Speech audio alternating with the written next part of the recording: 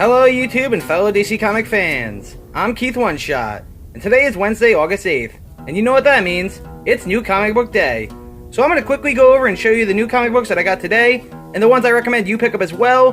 We're going to start this off with Justice League issue 5, which is a Legion of Doom themed issue. This book did release last week, but due to complications I wasn't able to grab my copy, so I grabbed it this week, and I can't wait to read that and see what's going on with Lex Luthor, Sinestro, the Joker, Gorilla Grodd, Cheetah, Black Manta, and the rest of the Legion of Doom in this Doom-filled issue of the Justice League.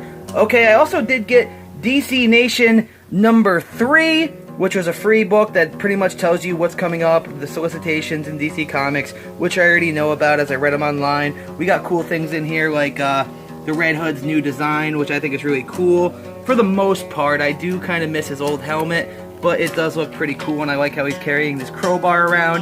And there's a lot of other things in this issue as well, like things about Mime and Marionette, and previews to Heroes in Crisis, as well as Grant Morrison's run on Green Lantern, which is coming up.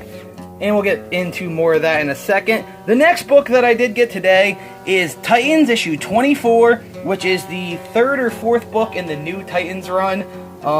I'm not a super fan of it so far, but I'm still going to give it a chance to see where it goes from here. I know in this story we're going to be dealing with Miss Martian pretty heavily for the most part, but it is going to involve the rest of the league, like Raven's pretty important, and Nightwing as well in this story. So let's see what happens in this issue of Titans number 24.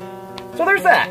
The next book that I got today is Detective Comics number 986, and I think this is one of the last books written by this writer Hill, because I know Peter Tomasi is coming in on Detective, and he's going to be there for issue 1000. I know there's a few issues left maybe of this this current writer post James Tynion. I do need to catch up on this series still. I know it has Black Lightning in it a lot, and it deals with Orphan as well as Batman, and I'm pretty sure Batwoman is in that story as well. Speaking of Batwoman, it was just announced the actress was casted to play Batwoman yesterday, I believe, which is Ruby Rude. I don't know her name. I forgot it, honestly. She looks like she's going to play the part.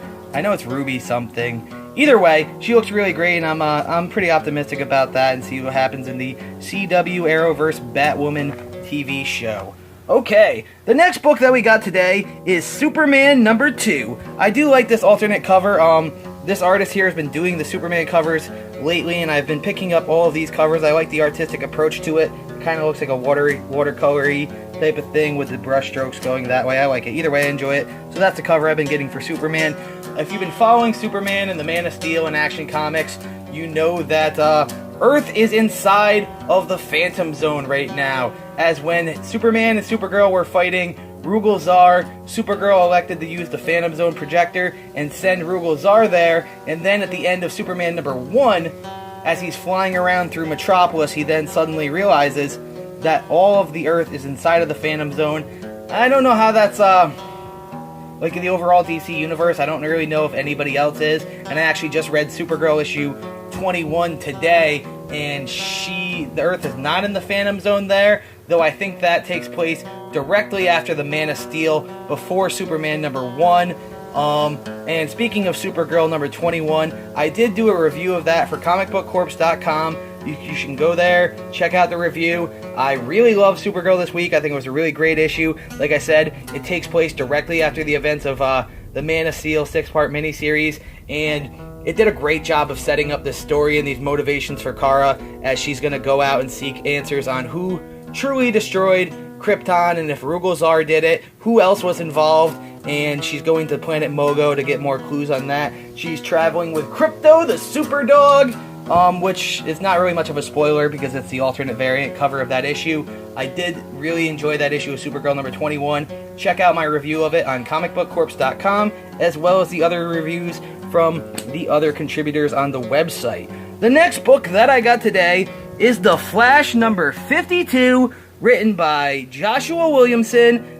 This book has been really great. Issue 51 was post-Flash War, and it was pretty much like a salute and a paying respect and homage to Wally West, which I thought was really great because he's still a generation of people's Flashes, and he elected to go to Sanctuary at the end of that issue, which is going to be featured in the story Heroes in Crisis, which comes out next month in September, which will be written by Tom King.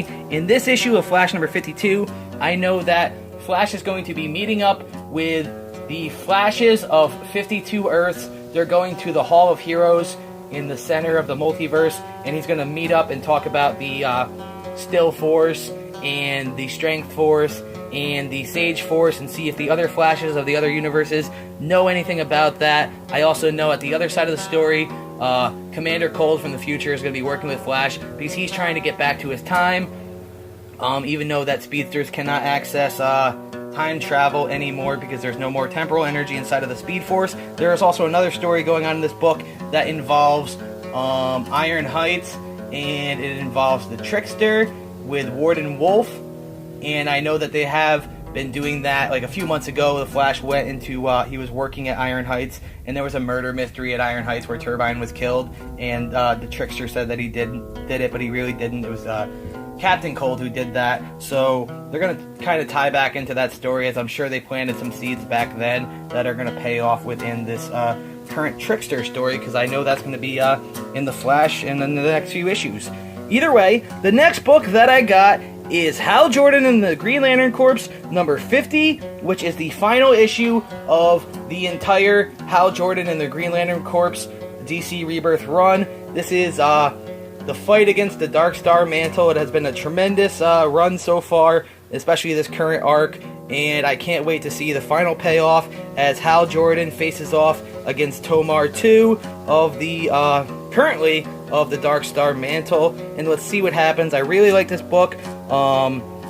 Vendetti has done a great job. I know he's working on Hawkman right now, and it's going to be sad to see this book leave. It's been one of my favorite throughout DC Rebirth in its entirety, but I do know that the book that is going to eventually step up in its shadow is going to be Green Lantern by Grant Morrison with artwork by Liam Sharp, so that should be a great book, and I look forward to seeing what happens, as that's going to center around Hal Jordan as well as this book did, but I am going to miss this run as it has been very great.